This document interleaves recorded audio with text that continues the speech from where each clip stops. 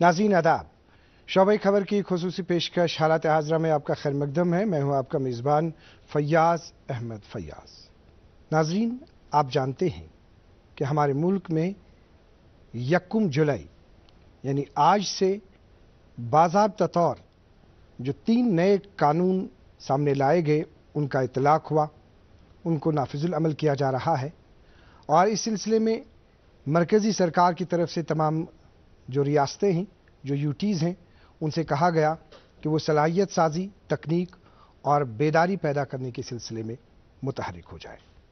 यहाँ अगर हम जम्मू कश्मीर की बात करेंगे तो जम्मू कश्मीर में इस सिलसिले में चंद ही दिनों पहले हमारे चीफ सेक्रेटरी श्री अटल डलू जी ने एक मीटिंग में तमाम इंतजामात का जायज़ा लिया और इस सिलसिले में आज थाना दिवस मनाने का फैसला लिया गया और आज पूरे जम्मू कश्मीर में बेदारी पैदा करने के सिलसिले में, इस सिलसिले में तमाम तर सलाहियतों को बरोकार लाने के सिलसिले में थाना दिवस मनाया गया।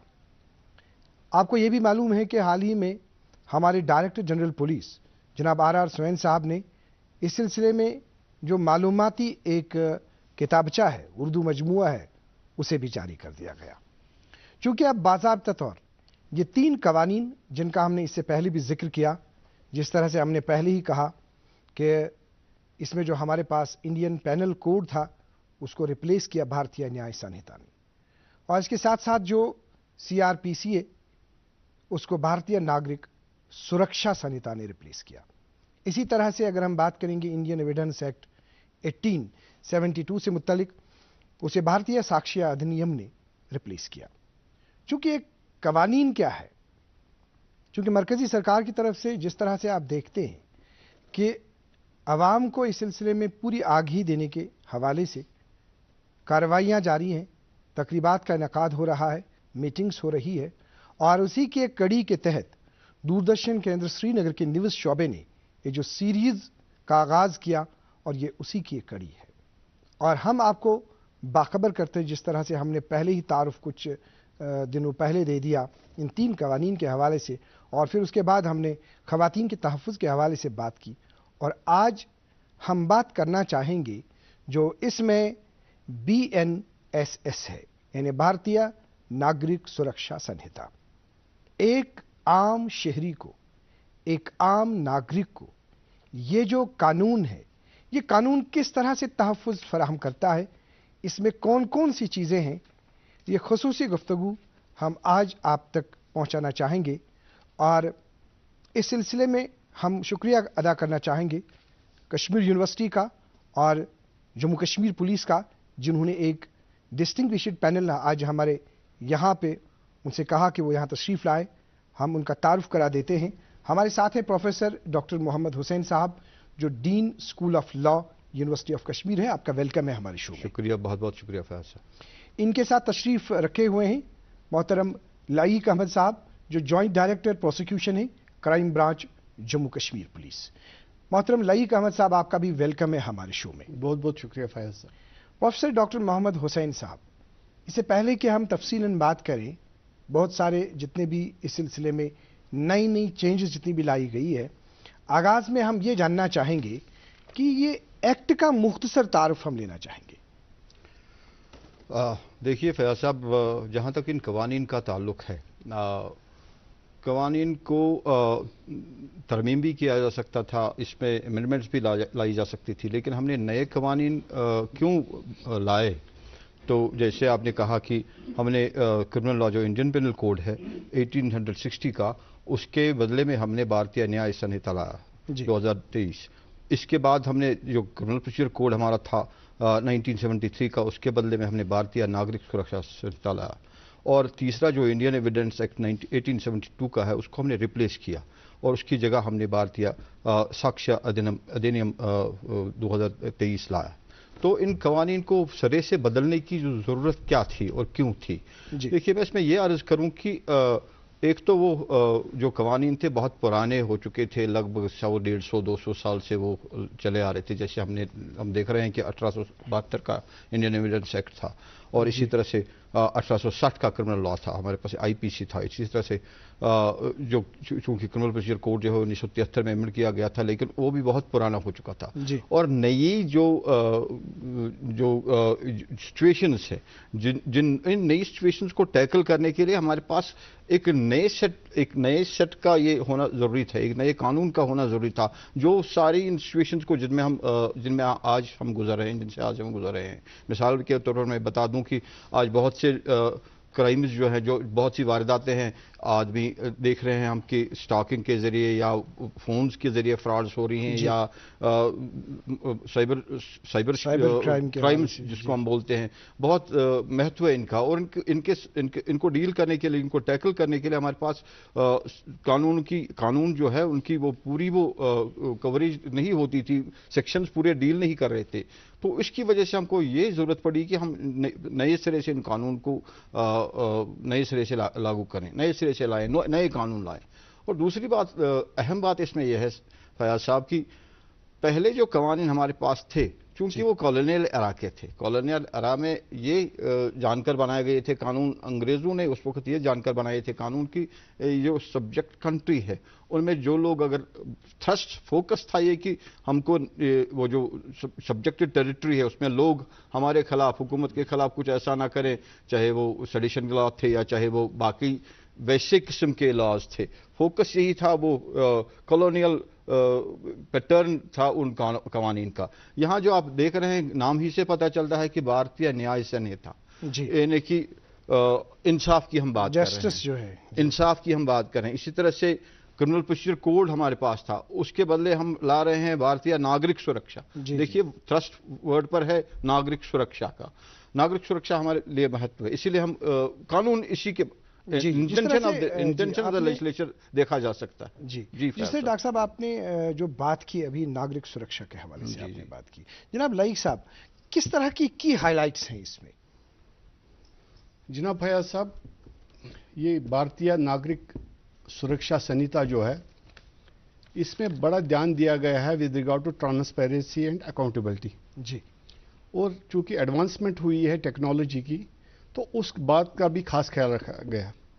क्योंकि आम लोगों का ये सोचना है कि बड़ा डिले होता था केसेस का निपटारा नहीं होता था, इसलिए इसमें एक टाइम लाइन लाई गई, टाइम फ्रेम लाया गया जी। और कुछ हुकूक जो है वो विक्टिम के भी है, वो जो एक मुजरिम है उसको भी कुछ राइट्स दिए गए कि, और जो ट्रायल्स है, स्पीडी ट्रायल्स और इन्वेस्टिगेशन, इससे इस कानून का मफहूम जो है उसमें न्याय भी मिलता है, नागरिक सुरक्षा भी मिलती है, और जब एविडेंस भी है, साक्ष्य अधिनियम भी है, तो इन केसों का बिल्कुल इंसाफ फराहम किया जाएगा। इसमें बहुत ख्याल रखा गया है इस कानून में। अगर देखा जाए कि टाइमलाइन क्या है, कि सबसे पहले हम देखेंगे कि एक फरियादी, उसकी फरियाद जो थाने में जाता है वो कंप्लेंट रजिस्टर करता है। जो नए सेक्शंस आ गए, सेक्शन 173 नागरिक सुरक्षा का, वो जो पुराना सेक्शन इसका था 154, इसमें यह परिवर्तन आया है कि अब आप 0 FIR विदाउट ज्यूरिडिक्शन आप, अगर उस थाने का ज्यूरिडिक्शन ना हो, ये बिल्कुल मैंडेटरी है एक अपने ऑफिसर इंचार्ज पुलिस स्टेशन पे कि वो 0 FIR इंदराज करे, और बाद में उसका इस तरह प्रोसीजर है कि वो दूसरे थाने जहां उनका ज्यूरिडिक्शन बनता है वहां पे वो उसका कॉग्निजेंस ले, तफ्तीश करे, और जो एक्यूज्ड बनता है और उसको ट्रायल के लिए भेज दे। इसके अलावा एक EFIR का कंसेप्ट आ गया। मतलब यहाँ पे हम आपको रोकना चाहेंगे कि हमारे पास ये बात सामने आ गई कि जो इससे पहले हमें ये कहा जाता था कि अगर कहीं पे FIR काटा, अब उसको हुदूद देखने हैं अपने कि कौन सा ये है, अब वो चीज़ नहीं है। अब कहीं पर भी उनको ये हो गया, वो वहाँ पे जाके वो कर सकते हैं, वहाँ पे FIR लॉन्च करा सकते हैं। बिल्कुल, आपने बिल्कुल बजा फरमाया, सही फरमाया कि अब आउटसाइड टेरिटरी, हुदूद के बाहर अगर वक़्वा हुआ है तो, और इसका इंफॉर्मेशन, इतला उस पुलिस स्टेशन को मिला है जिसका उसका दायरे इख्तियार नहीं है, हद इख्तियार नहीं है, उसका फर्ज बनता है, जो कानूनी मैंडेटरी प्रोविजन की, वो उस केस रजिस्टर करे, जिसको हम 0 FIR कहते हैं। उसकी प्रॉपर नंबरिंग होती है और वो रेफर किया जाता है कंसर्न पुलिस स्टेशन को। तो टाइमलाइन के हवाले से डॉक्टर मोहम्मद हुसैन साहब, जो अभी बात की लईक साहब ने, जो इन्होंने कहा कि टाइमलाइन की, तो टाइमलाइन को हम थोड़ा सा समझने की कोशिश करेंगे यहाँ पे। देखिए फैयाज साहब, ये बहुत ही महत्वपूर्ण मसला इसमें है कि जो हमने इस कानून के जरिए हम टैकल कर रहे हैं। इससे पहले जब हम देखते थे कि ट्रायलें जो है, क्रिमिनल ट्रायलें सालों साल चलती थी और फिर केस को डिसाइड करते करते जनरेशन्स भी वेट करती रहती थी कि कब फैसला आ जाए। ये दोनों साइड में इफेक्टिव होता था, नुकसानदेह दोनों साइड के लिए होता था, चाहे विक्टिम हो उसके लिए भी कानून इंसाफ मिलने में बहुत देर लगती थी, और जो ऑफेंडर होता था जिसको सजा मिलनी होती थी वो भी बहुत देर तक उसको ये ट्रायल सहनी पड़ती थी, और अगर वो बेगुनाह होता तो फिर भी वो उस ट्रायल में उसको बहुत टाइम लगता था। वो पनिशमेंट की वजह से भी, मतलब आधी पनिशमेंट तो वो ऐसे ही सफर करता था, सफर करते करते मिल जाती थी। तो इसमें हमने क्या किया है कि इसमें हमने एक टाइमलाइन में सब कुछ रखा है कि पहले ही किस टाइमलाइन में हमको क्या करना है। मैं आपको मिसालें देता हूं सर। मैं आपको बता दूं कि अगर हम इस टाइम फ्रेम को देखते हैं तो चार्जशीट जो सबसे पहले जो पहली कड़ी होती है किसी भी ट्रायल को शुरू करने की, वो होती है कि फाइलिंग ऑफ द चार्जशीट। बिल्कुल। तो उस चार्जशीट में पहले तो कोई टाइम ऐसे था ही नहीं, बिल्कुल चलते रहते थे, और चार्ज फाइल होता था या नहीं होता था, इस पर वो कोई ज़ाब्ता ये था नहीं कि कितनी देर में करें, क्या करें, उसमें सालों लग जाते थे। तो इस नागरिक सुरक्षा में पहली बार हम देख रहे हैं कि विद इन 90 + 90 180 डेज में हमको चार्जशीट फाइल करनी है। ये लिख रहा है कि दैट कोई भी प्रोसेस जो इसमें चार्जशीट को फाइल करने में कोई भी प्रोसेस अगर हिंड्रेंस बने, ये चार्जशीट फाइल होनी है 90 डेज में, और उसमें अगर टाइम लिमिट और बढ़ा दें तो सिर्फ और 90 डेज, उसके अलावा कोई गुंजाइश नहीं है चार्जशीट फाइल करने की। तो ये पहला है। इसके साथ साथ हमको ये जो हम कहते हैं कि असल में कानून का मकसद होता है इंसाफ दिलाना। बिल्कुल सही। और क्रिमिनल ट्रायल में इंसाफ दिलाना बहुत मुश्किल होता था क्रिमिनल ट्रायल्स में, क्योंकि कानून हमारे पास ऐसा था कि वो टाइम का कोई ख्याल नहीं रखा जाता था। लेकिन इसमें पहली बार कि एक टाइम फ्रेम है कि 3 साल में इस क्रिमिनल ट्रायल को खत्म होना है। 3 साल में क्रिमिनल ट्रायल को वाइंड अप करना है। तो मतलब इसमें सभी का फिर रोल है। देखिए, जैसे जुडिशरी है, पुलिस है, बाकी है, जितने भी इसमें हर एक को पाबंद बनाया, बिल्कुल पाबंद बनाया गया सर। और मैं कुछ और बात कहूं सर, वो बहुत महत्वपूर्ण है। वो ये है कि सर अब देख लीजिए ये सब कैसे हो जाएगा जी। हमने मेरे साथ लीग साहब बैठे हैं, और ये चूंकि इंफ्रास्ट्रक्चर की जहां तक बात है, हम परसों बात कर रहे थे कि इंफ्रास्ट्रक्चर तो ठीक है, इसमें हमको माइंडसेट पर बहुत फोकस है। बेसिकली आप देखेंगे कि ये माइंडसेट हमको चेंज करना है। बिल्कुल।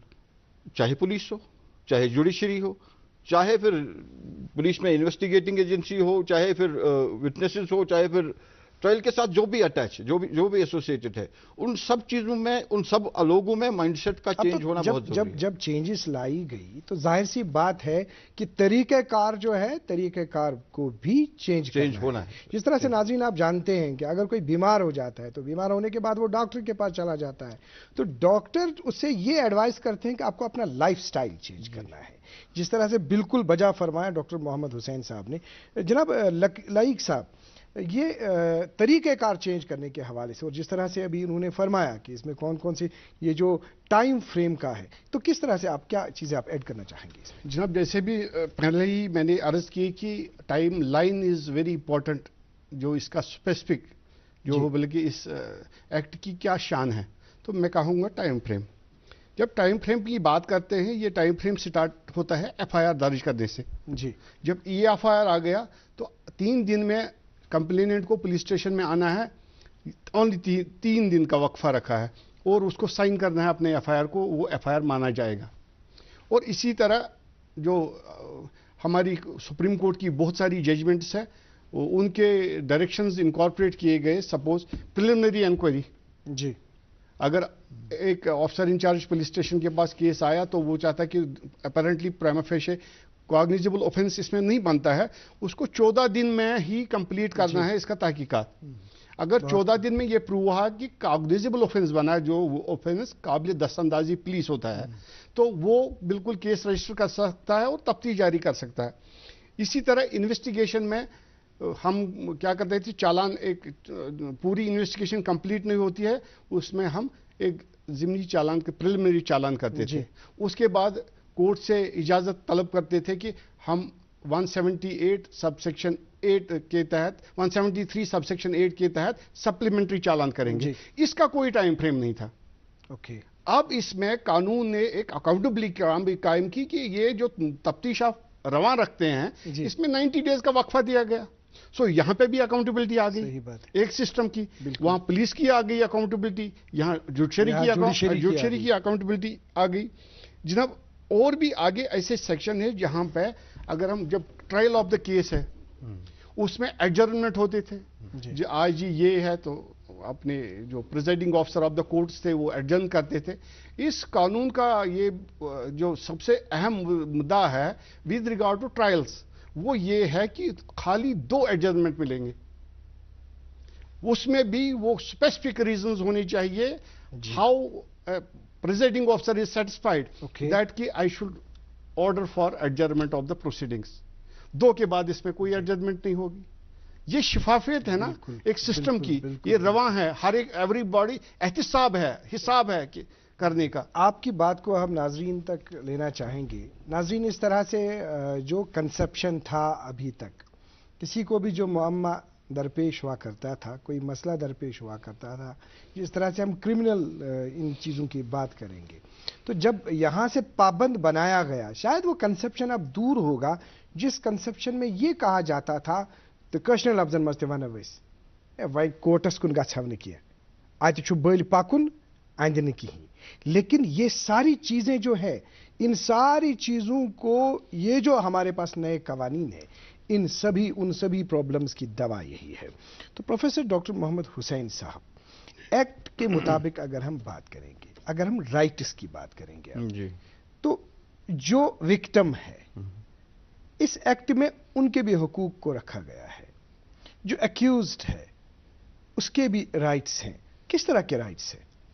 देखिए, अगर हम एक्यूज्ड की बात करें तो सबसे बड़ा जो महत्वपूर्ण राइट है वो है फेयर ट्रायल जी। एक्यूज्ड के लिए एक फेयर ट्रायल होना चाहिए। मुझे लगता है कि पहली बार हम इस नागरिक सुरक्षा में ये अच्छी तरह से इंश्योर कर रहे हैं कि एक एक्यूज को फेयर ट्रायल मिले, फेयर ट्रायल देने की कोशिश कर रहे हैं, फेयर ट्रायल दे रहे हैं। और दूसरा जो है विक्टिम का, मैंने सबसे पहले कहा कि विक्टिम का जो यही होता था कि सदियां गुजर जाती थी लेकिन फैसला नहीं होता था, इंसाफ मिलता नहीं था, इंसाफ मिलते बहुत देर लगती थी।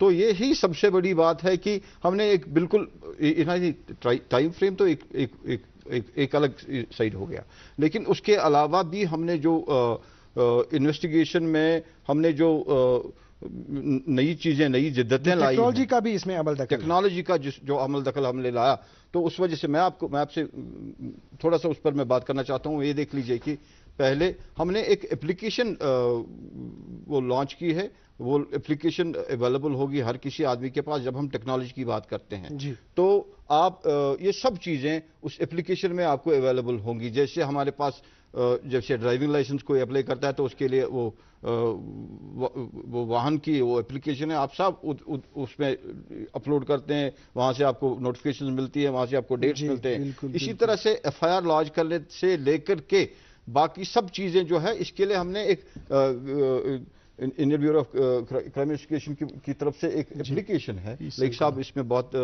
अच्छी तरह से वाकिफ होंगे, तो अच्छी तरह से जानकारी रखते होंगे और ये आपको बता सकते हैं कि हमने इसको डिजिटाइज इस तरह से किया है कि बिल्कुल आपके मोबाइल फोन पर आपके इसमें अवेलेबल है, आप देख सकें कि कहां पहुंच गया, किस तरह से, कहां मेरे ट्रायल है, किस तरह से, सब कुछ आपके सामने है। जिस तरह से अभी लाइक साहब, जिस तरह से अभी डॉक्टर हुसैन साहब ने फरमाया, इन्होंने कहा, ये बताइए कि अभी जो हमने टेक्नोलॉजी की बात की, या साथ में अगर हम बात करेंगे कि हमने राइट्स के हवाले से बात की, ये बताइए कि इससे पहले कभी कभी क्या देखा जाता था कि कहीं पे अगर एफआईआर को दर्ज कराना है तो आपने कहा उसमें टाइम फ्रेम है, कहीं कहीं ये भी देखा गया था कि फेक एफआईआर्स भी कहीं पे दर्ज किए, मतलब किसी को कोई इशू ही नहीं था,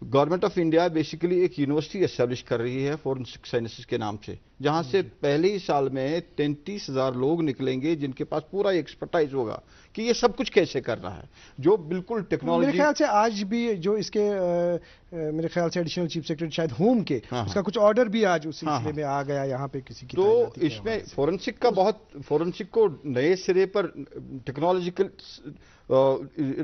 लेवल पर लाने के लिए, क्योंकि हमारे पास फोरेंसिक अभी उस लेवल पर नहीं है, टेक्नोलॉजिकली उस लेवल पर नहीं है, लेकिन हमारे रिसोर्स पर्सन्स को उस लेवल पर लाने के लिए कोशिशें जारी हैं और इसमें टाइम तो लग जाएगा। किस तरह का आप नटशल में एक आखिरी मैसेज देना चाहेंगे अब? मैं ये चाहूंगा कि हमको जितनी जल्दी हमारा जो इंफ्रास्ट्रक्चर है वो तैयार हो जाए, हमारे जो इन्वेस्टिगेटर्स हों वो ट्रेनिंग ले सके और वो इस काबिल हों कि वो नागरिक सुरक्षा के अंदर जिस तरह से ये टेक्नोलॉजी का इस्तेमाल है उसको वो टेक से भी बने और वैसे पैटर्न पर हो जाए, तो मुझे लगता है कि बहुत सी चीज़ें बहुत जल्दी हल हो सकती है और हम ये जो लेटर एंड स्पिरिट है नागरिक सुरक्षा का, इसको अचीव करने में हम वो बहुत जरूरी है। जी मोहतरम लाइक साहब, आपका आखिरी मैसेज किस तरह का रहेगा? आखिरी मैसेज है, सबसे पहले जो हमने प्रोफेसर साहब ने ये बोला कि अभी हम तैयार नहीं है, हम बिल्कुल तैयार है सर। हमने बहुत सारी ट्रेनिंग कोर्सेज कराए, जम्मू एंड कश्मीर पुलिस के लिए एक चैलेंज है एंड हम इस चैलेंज के लिए बिल्कुल तैयार है। हमने अपनी तरीके से पूरी भरपूर कोशिश की है। गवर्नमेंट का बिल्कुल इसमें कल ही एसओज निकले with regard to designated place, with regard to designated officer, जो कि टेक्नोलॉजी जो भी इसमें अमल दखल है टेक्नोलॉजी का, वी आर ऑलमोस्ट रेडी है, बिल्कुल है, क्योंकि हम वी विल टेक कॉग्निजेंस। हम बिल्कुल, हमारा मकसद है कि prevention and detection of crime वो हम करते रहेंगे और अवाम उन्नास से भी अपील है कि वो इस एक्ट को समझे और जो भी उनका कोई भी इंफॉर्मेशन हो with regarding to commission of any offence, वो पुलिस स्टेशन में इतला भी करे and we will take cognizance of that. मोहतरम लईक अहमद साहब, दूरदर्शन केंद्र श्रीनगर को अपना कीमती वक्त देने के लिए आपका बहुत बहुत शुक्रिया। बहुत बहुत शुक्रिया फैज साहब। प्रोफेसर डॉक्टर मोहम्मद हुसैन साहब, आपका भी बहुत बहुत शुक्रिया, आपने अपना कीमती वक्त दूरदर्शन केंद्र श्रीनगर के न्यूज़ शोबे को दिया। बहुत बहुत शुक्रिया फैज।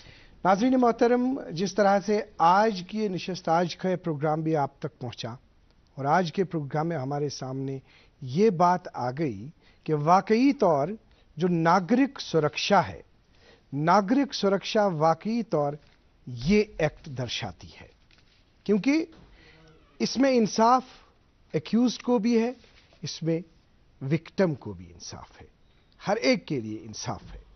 आज के प्रोग्राम में इतना ही, अगले शुमारे में आपसे फिर मुलाकात होगी। जब तक के लिए अल्लाह हाफ़िज़ नासिर।